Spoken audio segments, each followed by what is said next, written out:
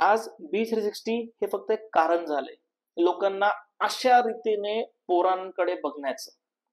तर आमचं हेतू हेच आहे की हे माइंडसेट मोबाईल ऍपच्या पलीकडे किंवा आमच्या प्लॅटफॉर्मच्या पलीकडे जर लोकांनी अडॅप्ट केलं, स्वीकार केलं, तर आमची गरज पडणारच नाही.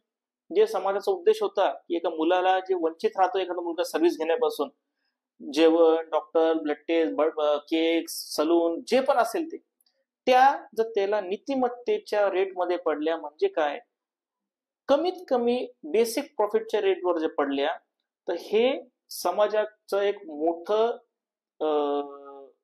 उदाहरण राहील सुधारायचं किंवा मग विद्यार्थ्यांना सपोर्ट करायचं. आज यंग इंडिया बोलतो आपण, फ्युचर ऑफ इंडिया म्हणतो स्टुडंटला आपण, त्यांना तुम्ही अशा प्रकारे पण सपोर्ट करू शकता. मग ते भले 10 रुपये राहू दे. आज एक्झाम्पल, ते जरी त्या मुलाचे 10 रुपये वाचले, असे हजारो पोरांचे 10 रुपये वाचतील, तर ते सगळा पैसा ते त्यांच्या अकॅडमिक्स मध्ये युज करतील, त्यांच्या शिक्षणासाठी युज करतील. हा याच्या मागचा आमचा विजन आहे की हे पूर्ण समाजाने अडॅप्ट करावं आणि स्वीकारावं.